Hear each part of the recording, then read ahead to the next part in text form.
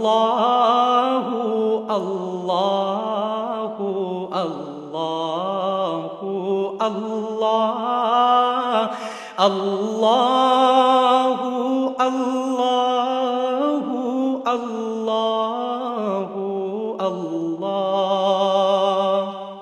الحمدللہ رب العالمین، والصلاة والسلام علی حبیبہ محمد وآلہ وصحبہ اجمعین۔ اعوذ باللہ من الشیطان الرجیم، بسم اللہ الرحمن الرحیم۔ عن ثوبان مولا رسول اللہ صلی اللہ علیہ وسلم قال قال رسول اللہ صلی اللہ علیہ وسلم اصابتان من امتی احرزهم اللہ من النار، اصابتاً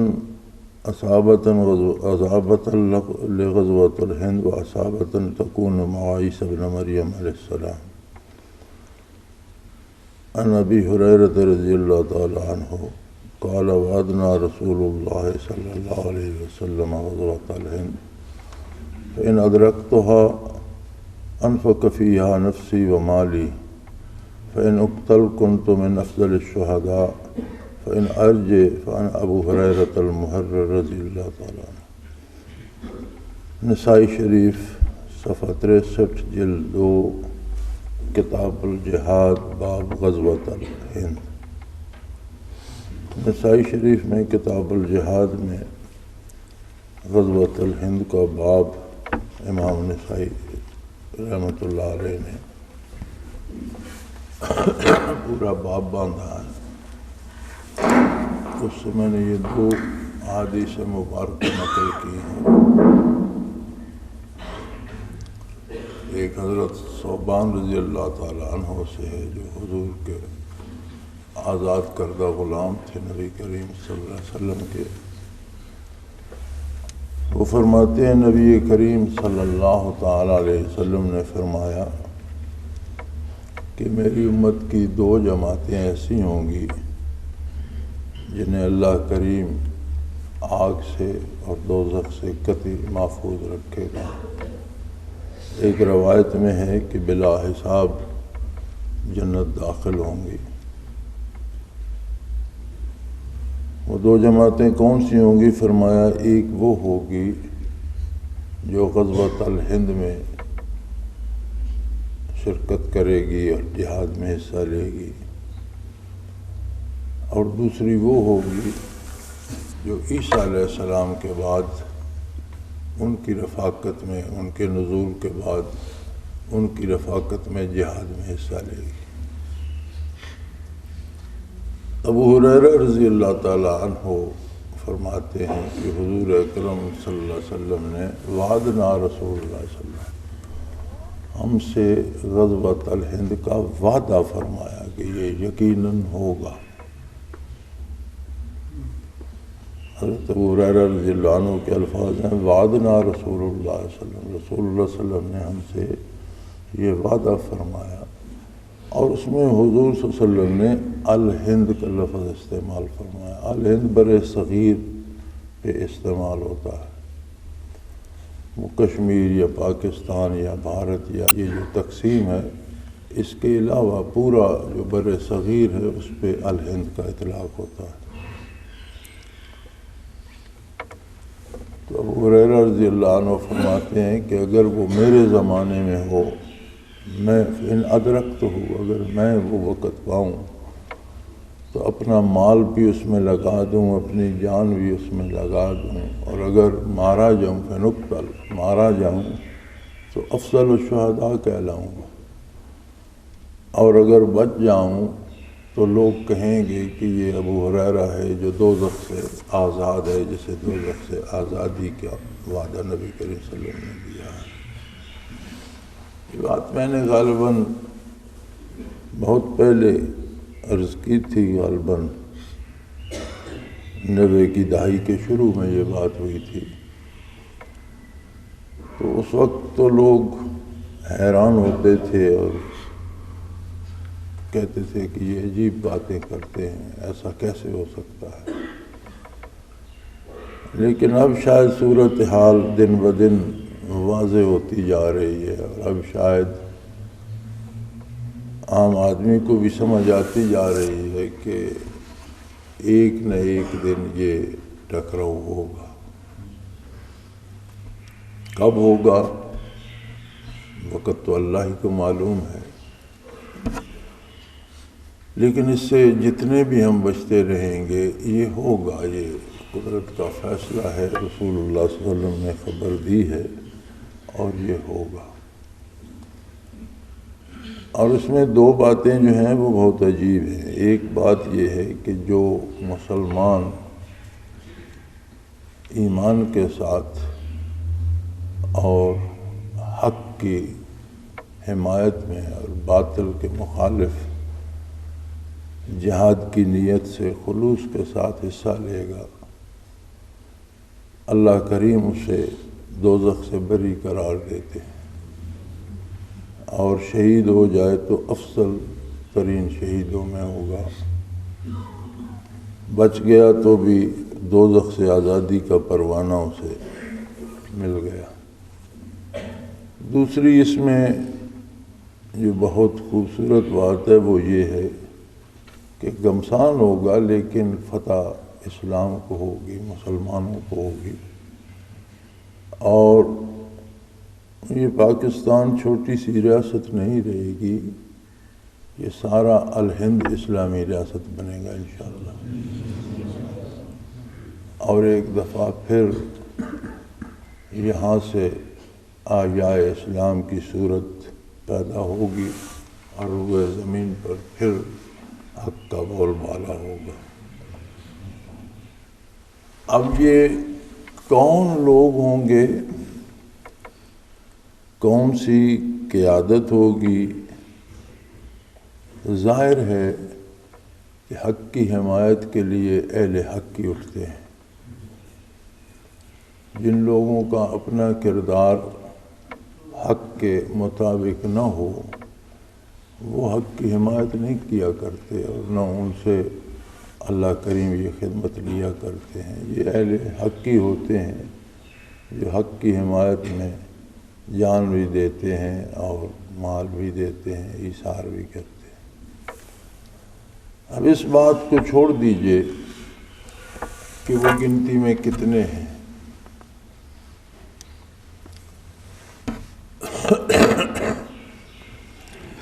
افرادی گنتی، افرادی قوت ہماری نگاہوں میں تو شاید بہت زیادہ اہمیت رکھتی ہے، لیکن اللہ کریم کے نزدیک اس کی اہمیت نہیں ہے۔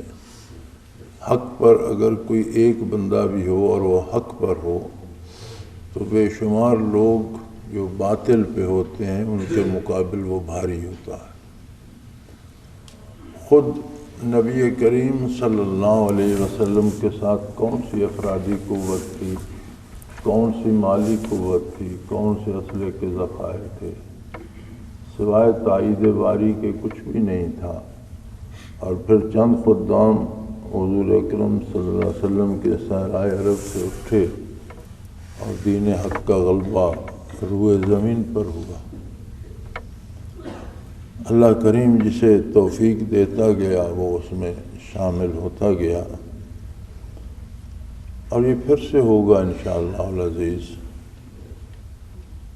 دیکھتا رہتا ہوں، میں نے بہت سے کالموں میں، بہت سے علماء کی تحریروں میں، اخبارات میں دیکھا بڑی جلدی ہے، بلکہ بعض علماء نے تو کہا امام مہدی پیدا ہو چکے ہیں، ظہور مہدی ہو رہا ہے۔ کچھ لوگوں کو انتظار ہے کہ ظہور مہدی ہوگا، امام مہدی آئیں گے تو حالات درست ہوں گے۔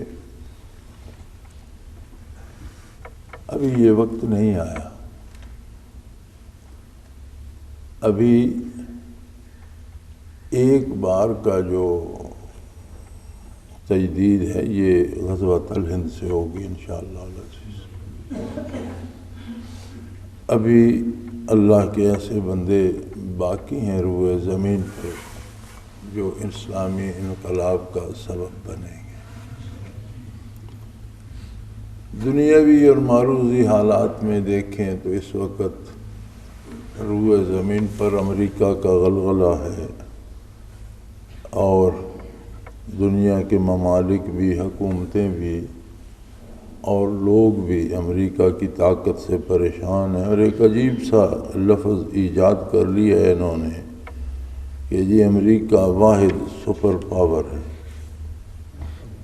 یہ اس دور کی ایجاد ہے یہ لفظ، ورنہ زمین پہ ایسے لوگ بھی رہے جنہوں نے خدائی دعوے کیے اور ان کے پاس بڑی فوج، بڑی طاقت، بڑی سلطنتیں تھیں، انہیں سپر پاور کسی نے نہیں کہا۔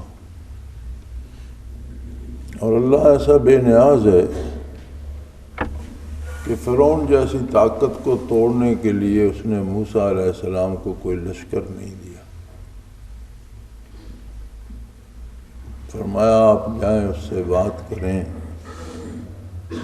اور رحمت الہی اتنی وسیع ہے کہ اگر وہ بھی توبہ کر لے تو میں اسے قبول کر لوں، لیکن اگر توبہ نہیں کرے گا تو کسی لشکر، کسی فوج کی ضرورت نہیں ہے، اللہ اس سے نبٹ لے گا۔ اور پھر بڑی مدتوں موسیٰ علیہ السلام سے مقابلہ رہا، جادوگر بلائے گئے، یہ ہوا وہ ہوا، لیکن نتیجتاً ایک جھٹکے میں فرعون، اس کی فوج، اس کے لو لشکر، اس کی ساری طاقت غرق ہو گئی، اور اس کے محلات اور اس کے باغات اور اس کے شہر اور اس کی سلطنت اور اس کی حکومت اور اس کے خزانے بنی اسرائیل کے لیے خالی ہو گئے۔ تو اس کی بارگاہ میں وہ قادر مطلق ہے، اور سپر پاور صرف اللہ ہے۔ انسان سارے انسان ہی ہیں، اور وسائل کسی کے پاس کتنے بھی ہوں، دنیا عالم اسباب ہے اور اس میں وسائل ہونے چاہیے، لیکن وسائل میں نتائج اللہ کریم خود پیدا فرماتا ہے۔ باطل کی حمایت میں اگر زیادہ وسائل بھی جمع ہو جائیں، اہل حق کے پاس تھوڑے ہوں تو تھوڑے زیادہ مؤثر ہوتے ہیں اور وہ زیادہ کم اثر کرتے ہیں۔ کہنے کو تو بھارت بھی بہت بڑا ملک ہے، بہت بڑی طاقت ہے، بہت بڑی فوج ہے، بہت ساری ایجنسیز ہیں، انہوں نے پاکستان کو بھی مصیبت میں ڈالا ہوا ہے، روز کہیں نہ کہیں دھماکے ہوتے ہیں، فساد ہوتے ہیں، افغانستان میں بے شمار مداخلت ہے ہندوستان کی، لیکن 8-10 لڑکے اگر بمبئی میں داخل ہو گئے تو 4 دن ساری ایجنسیاں زور لگاتی رہی ہیں، فوج بھی، پولیس بھی، خفیہ ایجنسیاں بھی، انٹیلیجنس بھی، تو 4 دن 10 لڑکوں نے انہیں انگیج رکھا ہے، تو کیا طاقت کا فائدہ ہوا؟ سینکڑوں لوگ مارے گئے، سینکڑوں لوگ زخمی ہوئے، اور پھر اگر وہ اتنا 4 دن کا اسلحہ، امونیشن، راشن، یہ سارا کچھ وہ اندر انہوں نے جمع کر لیا، اور ایجنسیوں کو کانوں کان خبر نہ ہوئی، کیا کر رہی ہیں ایجنسی؟ آخر اگر وہ 4 دن رات دن فائرنگ کرتے رہے ہیں تو ایک ایک گن کے ساتھ کتنا امونیشن چاہیے کہ وہ 4 دن شب و روز چلتی رہے؟ اس ہوٹل میں تو کوئی امونیشن نہیں بن رہا تھا، یہ ظاہر ہے کہ وہ لے کے ہی گئے ہوں گے، اور انہیں کسی نے ایک کیلے میں اسلحے کا ٹرک تو نہیں لے جانے دیا گیا ہوگا، وہ جمع کرتے رہے ہوں گے۔ تو کیا کرتی رہی وہ ایجنسیاں؟ اتنی بڑی طاقت، اتنی بڑی فوج، جی وہ سمندر سے آ گئے تو سمندر سے آ گئے، تو ہندوستان کی نیوی کیا کرتی رہی کہ سمندر کے راستے ڈاکو داخل ہوتے رہے اور اسے پتہ تک نہیں۔ تو قدرت کے جو کام ہوتے ہیں وہ ان اسباب و وسائل سے بالا تر ہوتے ہیں۔ دیکھا صرف یہ جاتا ہے کہ کس بندے کی کیا نیت، کیا ارادہ، کتنا خلوص ہے اس کا دین کے ساتھ۔ جو کچھ رسول اللہ صلی اللہ علیہ وسلم نے فرمایا وہ یقیناً ہوگا، ہر حال میں ہوگا۔ اس ایونٹ پہ نہیں ہوگی تو کوئی اور ایونٹ آ جائے گا، اس پہ ٹل جائے گی تو کوئی اور سبب بن جائے گا، لیکن حالات اور جو روزمرہ کے واقعات ہیں وہ ہمیں دن بدن غزوۃ الہند کے قریب کر رہے ہیں۔ لوگوں کے قول کے مطابق جو سپر پاور ہے امریکہ، امریکہ کی سپرمیسی بھی اب ٹوٹنے کو ہے۔ اب میرا ذاتی خیال تو یہ ہے کہ غزوۃ الہند سے پہلے امریکہ تقسیم ہو جائے گا۔ امریکہ میں اب وہ سکت نہیں رہی جس کے بل بوتے پہ لوگ اسے سپر پاور کہتے ہیں۔ کھانے کو نہیں مل رہا، روزگار ختم ہو رہے ہیں، معاشی طور پر تباہ ہو چکا ہے، بے شمار دنیا پہ اس نے ٹانگیں پھیلائی ہوئی ہیں۔ تو عراق کا کیا بگڑا؟ عراقی تو پہلے سے زیادہ طاقت سے دفاع کر رہے ہیں۔ کتنے لوگ شہید ہو گئے، کتنے مارے گئے، کتنے تباہ حال ہو گئے، کتنے شہر پہ اجڑ گئے، لیکن ان کی مزاحمت میں کمی تو نہیں آئی۔ افغانستان کا کیا بگڑا؟ اس کے پہاڑ بھی وہی ہیں، زمین بھی وہی ہے، وہی روکھی روٹی انہیں آج بھی میسر ہے جو امریکہ کے آنے سے پہلے تھی، اور ان کی دفاعی قوت بھی ختم نہیں ہوئی، وہ مزاحمت کر رہے ہیں۔ بگڑا ہے عراق میں بگڑا ہے یا افغانستان میں بگڑا ہے تو امریکہ کا بگڑا ہے۔ امریکہ وہ امریکہ نہیں رہا جو چڑھ دوڑا تھا۔ اب تو شاید امریکہ کے پاس واپس جانے کا راستہ بھی نہیں بچا۔ تو یہ صورتحال خود امریکہ کو جس طرف لے جا رہی ہے، امریکہ خود تقسیم ہو جائے گا انشاءاللہ۔ اور باطل کی عمر لمبی نہیں ہوتی، باطل زیادہ دیر نہیں چلتا۔ جعل الحق وزهق الباطل ان الباطل کان زہوقا۔ حق آئے تو باطل مٹ جاتا ہے، حق آیا اور باطل مٹ گیا، اس لیے کہ باطل کا مقدر ہی مٹ جانا ہوتا ہے۔ ان الباطل کان زہوقا، باطل ہوتا ہی مٹ جانے کے لیے، حق ہی قائم رہتا ہے، باطل قائم رہنے کے لیے نہیں ہوتا۔ تو جو میں عرض کرنا چاہتا ہوں، مجھے ضرورت نہیں ہے کہ لوگ یہ بات مانیں کہ ایسا ہوگا، اس سے مجھے کیا فرق پڑتا ہے؟ جو ہونا ہے وہ ہوگا، کوئی مانے تو بھی ہوگا، کوئی نہ مانے تو بھی ہوگا۔ میرے عرض کرنے کا مطلب یہ ہے کہ یہ جو وقت اب گزر رہا ہے، چل رہا ہے اور آ رہا ہے،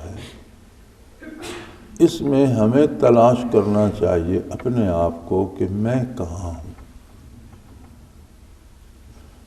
میرا کردار کیسا ہے، میرے نظریات، میرے عقائد کیسے ہیں، میرے اعمال کیسے ہیں۔ کیا میں ان لوگوں میں ہوں جنہیں اللہ کریم اپنے مجاہدین میں قبول فرمائے گا، یا خدا نخواستہ ایسا تو نہیں کہ مجھے باطل والوں میں شمار کیا جائے اور میں ان کے ساتھ گھاٹے میں اور خسران میں اور ذلت و رسوائی کا شکار ہو جاؤں۔ ہمیں ہر فرد کو، ہر مسلمان کو یہ سوچنا چاہیے اس لمحے کہ میں کہاں کھڑا ہوں۔ اگر اپنے آپ میں کوئی کمی یا خامی نظر آئے تو اللہ کریم سے رجوع کریں، توبہ کریں، اور اللہ کریم سے دعا کریں کہ ہمیں ان لوگوں میں شامل رکھے جو دین کی حمایت کے لیے کام آئیں۔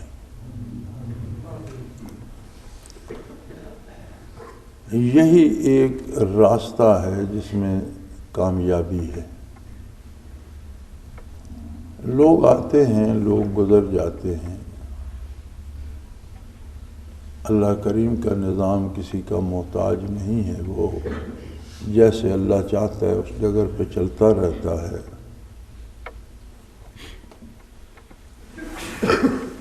دنیا میں آمد و رفت کا سلسلہ جاری ہے، جاری رہتا ہے۔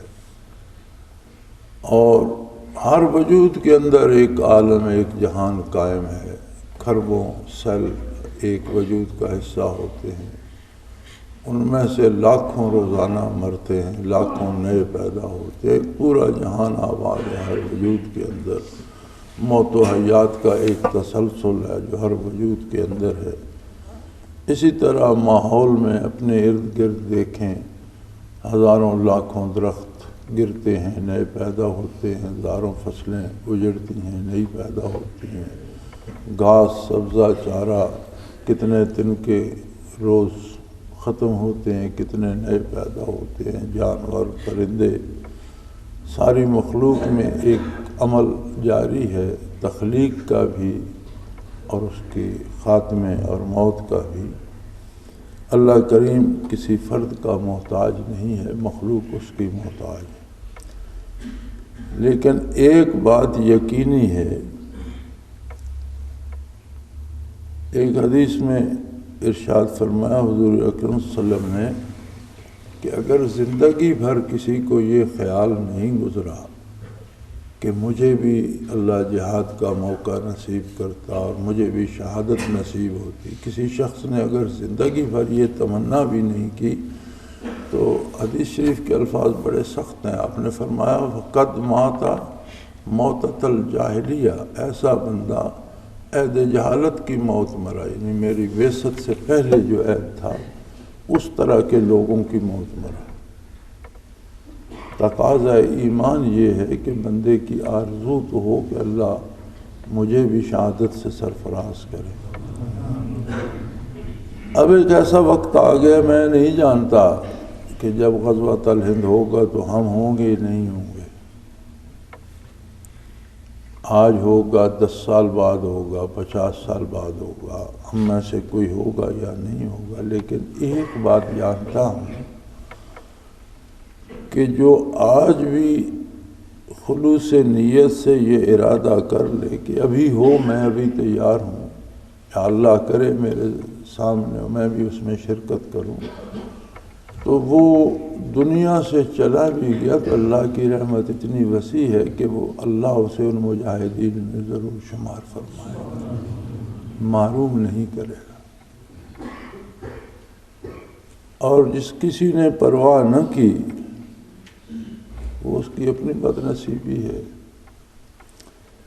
اب اگر ہمیں اللہ یہ توفیق دے کہ ہم یہ سوچیں کہ ہم غلبہ حق کے لیے کام آئے، ہمارا مال، ہماری جان، ہمارا وجود، ہمارا سب کچھ لگ جائے اور روئے زمین پر حق کا غلبہ ہو، انصاف کا بول بالا ہو، عدل ہو، اللہ کی مخلوق پر اللہ کا احسان ہو اور وہ مخلوق کے ظلم سے نجات پائے، تو اس کے لیے ہمیں اپنی اصلاح کی فکر پہلے کرنا ہو۔ یہ صرف سوچ یا ایک ارادہ نہیں ہے، بلکہ اس کا تقاضا عمل کا ہے کہ ہم اپنے آپ کو اپنی پوری کوشش سے شریعت مطہرہ کا پابند کریں، حلال رزق کھائیں، حرام سے بچیں، سچ بات کہیں، جھوٹ سے اجتناب کریں، عبادات کے وقت عبادات میں مصروف ہوں، قرآن حکیم کی تلاوت کریں، درود شریف پڑھا کریں، اللہ کو یاد کریں، اللہ کا ذکر کریں، اللہ سے دعا کریں اپنی کوتاہیوں کی مغفرت کی اور درگزر کی اور استقامت کی اور دین پر قائم رہنے کی اور حق کو قائم کرنے کی توفیق اللہ سے طلب کریں۔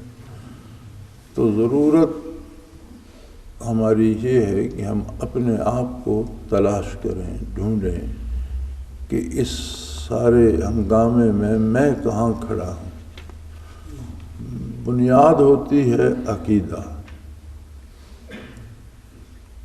عقیدہ خالص ہونا چاہیے، وہ عقیدہ جو محمد الرسول اللہ صلی اللہ علیہ وسلم نے تعلیم فرمائی، اس میں کوئی آمیزش نہیں ہونی چاہیے۔ اللہ واحد ہے، لا شریک ہے، اس کی ذات میں، اس کی صفات میں کسی کی کوئی شراکت نہیں۔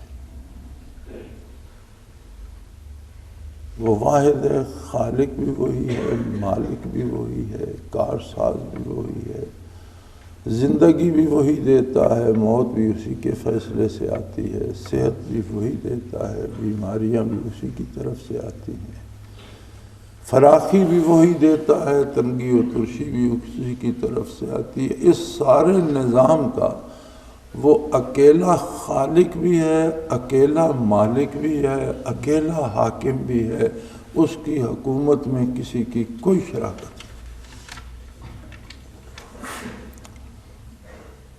اور اس کے بعد اس کا رسول صلی اللہ علیہ وآلہ وسلم سچا رسول ہے، تمام نبیوں اور رسولوں کا بھی رسول ہے، اور اللہ کے بعد مخلوق میں افضل ترین ہستی ہے محمد الرسول اللہ صلی اللہ علیہ وسلم۔ یہ جہالت ہے کہ کوئی اس موضوع پہ لوگوں نے کتابیں لکھ ماری، لوگوں نے مناظرے کیے، لوگوں نے مقابلے کیے، اور ابھی تک کیے جا رہے ہیں۔ عجیب بات یہ ہے کہ مقابلہ یہ ہوتا ہے کہ ایک فریق کہتا ہے نبی کریم صلی اللہ علیہ وسلم میں یہ کمال تھا، ایک کہتا ہے یہ نہیں تھا، اور کوئی یہ نہیں سوچتا کہ تولہ اپنے سے کم کو جاتا ہے، اپنے سے زیادہ کو نہیں۔ 5 سیر کا باٹ 20 سیر کو نہیں تول سکتا، وہ 5 یا 5 سے کم کو تولے گا۔ اپنے سے نیچے بحث کی جاتی ہے، اپنے سے اوپر بحث کرنا ہی جہالت ہوتی ہے، اور خود نبی کریم صلی اللہ علیہ وسلم کی ذات والا صفات کو موضوع بحث بنانا بارگاہ رسالت میں گستاخی ہے۔ سادہ سی بات ہے کہ ساری مخلوق میں سب سے افضل ترین ذات ہے محمد الرسول اللہ صلی اللہ علیہ وسلم۔ اللہ کا کوئی ثانی و شریک نہیں، اور مخلوق میں محمد الرسول اللہ کا کوئی مثیل نہیں۔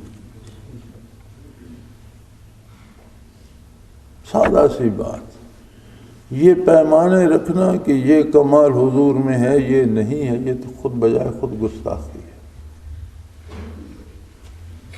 سادہ سا ایمان رکھو، اور یہ یقین رکھو کہ ہر وہ بات، ہر وہ کام حق ہے جو حضور سے ثابت ہے، جو حضور کے ارشاد کے مطابق ہے، جو آپ کی سنت کے مطابق۔ ہر وہ بات، ہر وہ کام باطل ہے جو حضور کو پسند نہیں۔ معیار حق و باطل اللہ کے رسول صلی اللہ علیہ وسلم کی ذات ہے، اس کے بعد کسی کو حق نہیں ہے کہ وہ کسی چیز کو حق کہے یا باطل کہے۔ یہ کھرا سا سادہ سا عقیدہ ہے اسلام۔ فروعات میں، تشریحات میں اختلاف رائے ہوتا ہے، وہ اختلاف نہیں ہوتا۔ کسی ارشاد نبوی کے 2-3 پہلو ہیں تو کسی نے ایک پہلو پہ عمل کر لیا، کسی نے دوسرے پہ کر لیا، کسی نے تیسرے پہ کر لیا، تو سارے عمل تو حضور کے ارشاد پہ کر رہے ہیں۔ وہ باتیں جھگڑے کی نہیں ہوتی جو مسلمانوں نے آپس میں بنا لی ہیں۔ اب ان باتوں سے نکلنے کا وقت ہے۔ کیا آپ نے کہیں کبھی سنا یا پڑھا کہ صحابہ کرام میں ذات نبی کریم صلی اللہ علیہ وسلم کے بارے کبھی کوئی مباحثہ یا مناظرہ ہوا ہو؟ تابعین میں، تبع تابعین میں کبھی کوئی نبی کریم صلی اللہ علیہ وسلم کی ذات پر بحث مباحثہ ہوا ہو؟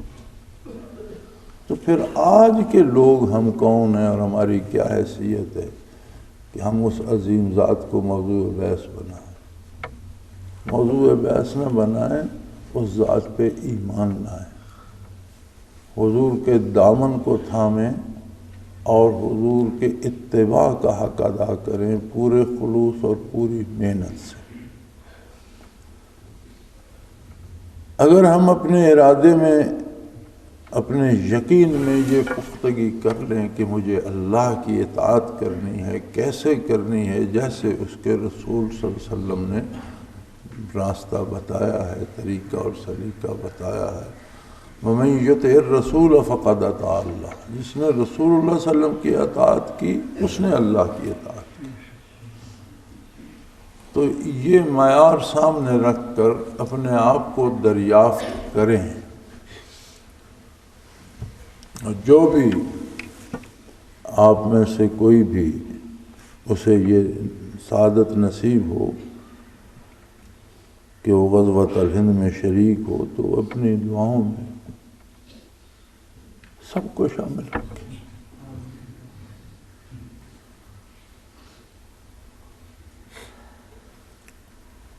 وقت کی تعیین اللہ کریم کے پاس ہوتی ہے، مخلوق میں کوئی کسی کو وہ نہیں بتاتا کہ کس وقت کیا ہونے والا ہے، یہ اس کا اپنا کام ہے، اس کی اپنی کائنات ہے۔ دعا بھی اللہ کریم سے براہ راست گزارشات کرنے کا ایک بہانہ ہوتی ہے۔ دعا کا سب سے بڑا کمال یہ ہوتا ہے کہ بندہ اللہ رب العالمین سے اپنا حال دل کہہ رہا ہوتا ہے، اور یہ بجائے خود بڑی سعادت ہے۔ لیکن کسی کی کوئی دعا اس کے فیصلوں کو بدلتی نہیں، بلکہ جو دعائیں قبول ہوتی ہیں وہ بھی ازل سے اس کے فیصلے میں لکھی ہوتی ہے، وہ بھی تقدیر ہوتی ہے، وہ بھی اسے پتہ ہے کہ فلاں دعا یہ ہوگی اور اس پر یہ اثر ہوگا، ہر چیز پہلے سے طے شدہ ہے، وہ جانتا ہے۔ دعا کرنا بجائے خود بہت مزے کا کام ہے۔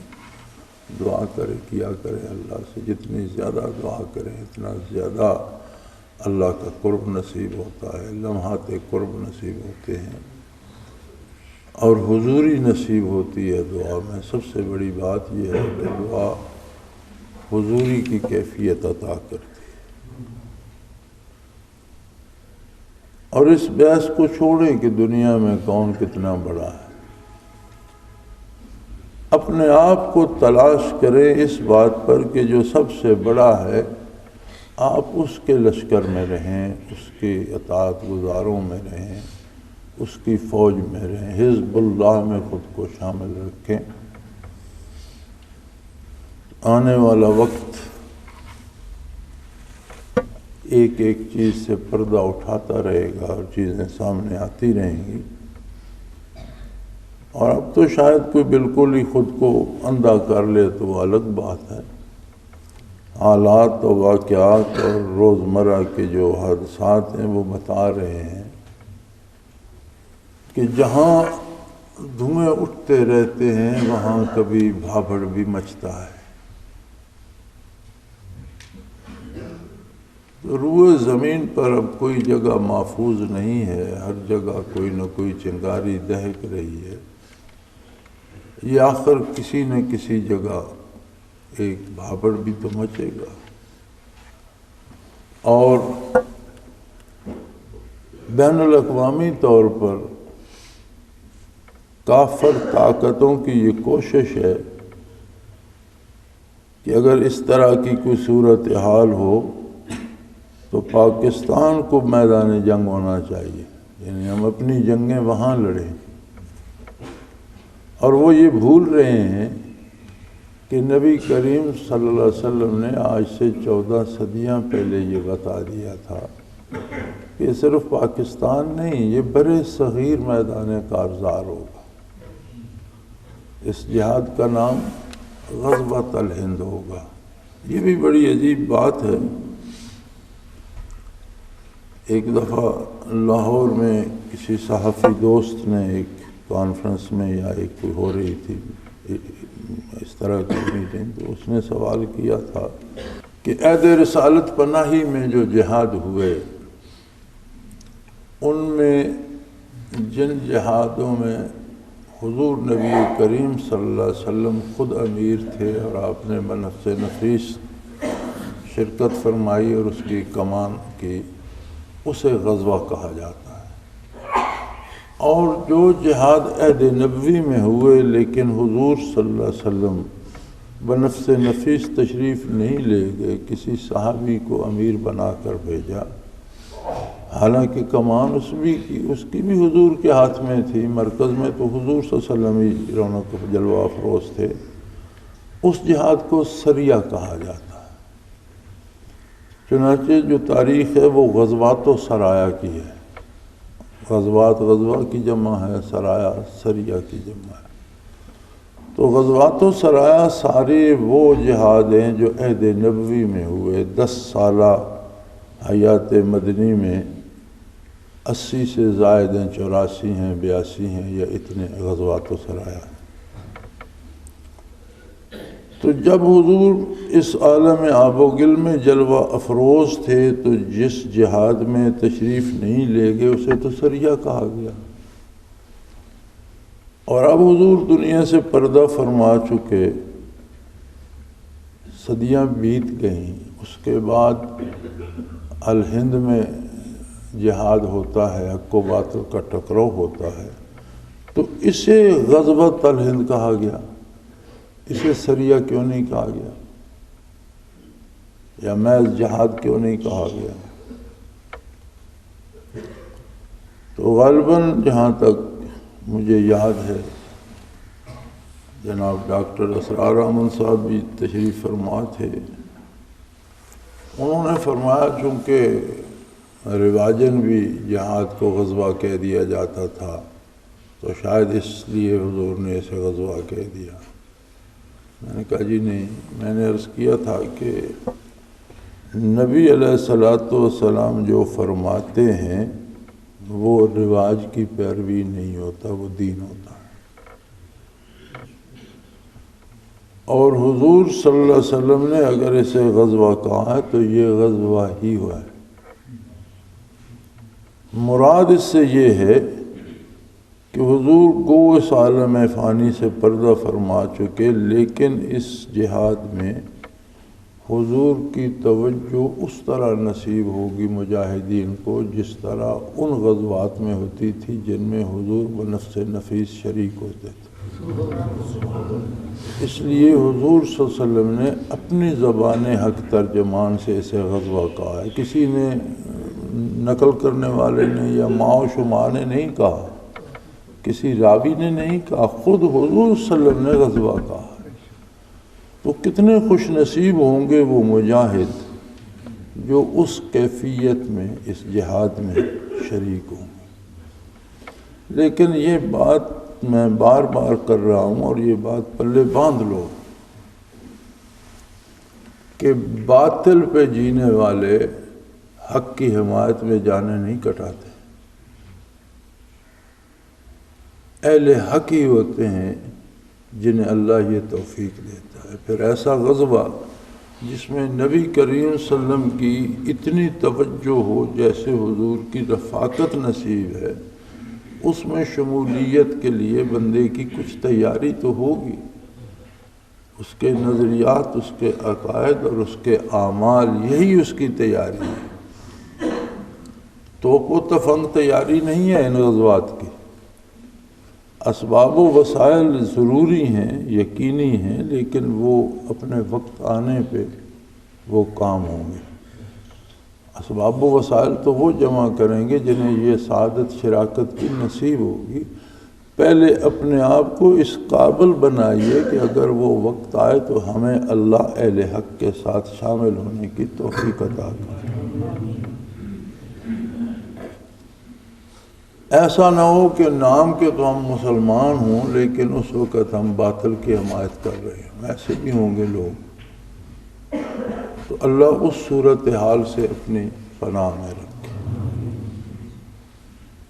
جو لوگ زندگی احکام الہی کے مطابق بسر کرتے ہیں اور جن کا ایمان مضبوط ہے، جنہیں اللہ پہ یقین و اعتماد ہے اور جنہیں نبی کریم صلی اللہ علیہ وسلم پہ اعتماد نصیب ہے، فکر نام کی کوئی چیز ان کی زندگی میں نہیں ہوتی۔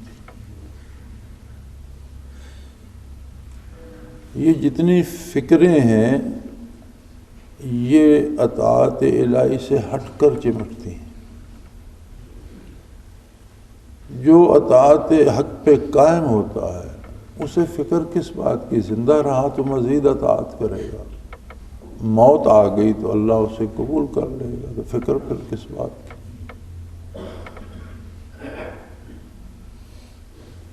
تو یہ ضروری نہیں کہ ہم اس میں شریک ہوں گے، اللہ کرے ہمارے سامنے ہو اور اللہ ہمیں اس سے بہرحبر کرے، یہ تو ہماری آرزو ہے۔ لیکن یہ یقین ہونا چاہیے بندے کو کہ میں اگر پہلے بھی گزر گیا تو میرا جذبہ وہ ہے کہ اللہ مجھے انہی مجاہدین کے ساتھ میدان حشر میں کھڑا کرے گا۔ سو اپنے کردار پہ نظر رکھیے، اپنے معمولات کو دیکھیے، اپنے نظریات کو دیکھیے اور اپنے آپ کو ہمہ تن نبی کریم صلی اللہ علیہ وسلم کا غلام ثابت کیجیے۔ ساری سعادتیں، ساری بھلائیاں اسی شخص کی منتظر ہیں جو حضور صلی اللہ علیہ وسلم سے عہد وفا نبھاتا ہے۔ وآخر دعوانا ان الحمدللہ رب العالمین۔ الحمدللہ رب العالمین والصلاة والسلام علی اللہم ربنا لا تقتلنا بغضبک ولا تہلکنا بعذابک واعف عنا قبل ذلک۔ اللہم ربنا لا تسلط علینا من لا يرحمنا انت ولینا فی سفرنا وعذرنا فی مالنا وعلنا انت ولینا فی الدنیا والآخرہ توفنا مسلمین وعلیکنا بالصالحین۔ اللہم انصر الاسلام والمسلمین، اللہم اید الاسلام والمسلمین، اللہم اعز الاسلام والمسلمین۔ اللہم ربنا لا تزغ قلوبنا بعد اذ ہدیتنا وہب لنا من لدنک رحمۃ انک انت الوہاب۔ اللہم ربنا علیک توکلنا فی جمیع امور الدنیا والدین۔ اللہم ربنا سہل لنا امورنا کلہا، رب یسر رب یسر رب یسر ولا تعسر وتمم بالخیر۔ اللہم ربنا انزل علینا من السماء ماء مبارکا نافعا غیر ضار نافعا غیر ضار نافعا غیر ضار، هو الذی ينزل الغیث من بعد ما قنط وینشر رحمته وهو الولی الحمید وهو الولی الحمید وهو الولی الحمید۔ اللہم ربنا لا تؤاخذنا ان نسینا واخطأنا، ربنا ولا تحمل علینا اصرا کما حملته على الذین من قبلنا، ربنا ولا تحملنا ما لا طاقة لنا به واعف عنا واغفر لنا وارحمنا انت مولانا فانصرنا على القوم الكافرین۔ وصلی اللہ تعالی علی حبیبہ محمد برحمتہ۔ اللہ اللہ اللہ اللہ اللہ اللہ اللہ اللہ۔ حضرت امیر محمد اکرم آوان مد ذلہ العالی دارالعرفان منارہ ضلع چکوال میں سالہ سال سے قرآن و حدیث کے اوپر خطابات کر رہے ہیں اور سلسلہ نقشبندیہ اویسیہ کے مطابق لوگوں کو ذکر الہی کی تربیت دے رہے ہیں۔ وہ قرآن پاک کی تفسیر ترتیب وار بیان کر رہے ہیں۔ تفسیر قرآن کو وہ موجودہ ملکی اور بین الاقوامی حالات کے مطابق بیان کرتے ہیں۔ موٹر وے سے کلر کہار کے انٹرچینج سے نکلتے ہوئے، کلر کہار کی جھیل سے ہوتے ہوئے، میانی، بوچھال اور نورپور سے گزرتے ہوئے دارالعرفان منارہ پہنچ سکتے ہیں۔ حضرت امیر محمد اکرم آوان نے بچیوں اور بچوں کی دینی اور دنیاوی تعلیم کے لیے سقارہ اکیڈمی کے نام سے ایک درسگاہ بھی قائم کی ہے، جس کا افتتاح ملک پاکستان کے صدر جنرل محمد ضیاء الحق نے اپنے دست مبارک سے کیا تھا۔ وہ تمام احباب جو اسلام کی طلب رکھتے ہیں ان سے گزارش ہے کہ دارالعرفان منارہ ضلع چکوال میں امیر محمد اکرم آوان صاحب کے خطابات سے مستفید ہوں۔ وہ ہر جمعے کو نماز سے پہلے بیان فرماتے ہیں۔ ہر ماہ کی پہلی اتوار کو ماہانہ اجتماع ہوتا ہے جس میں آپ خصوصی خطاب فرماتے ہیں اور پاکستان کے چاروں صوبوں سے احباب اس اجتماع میں شرکت کرتے ہیں۔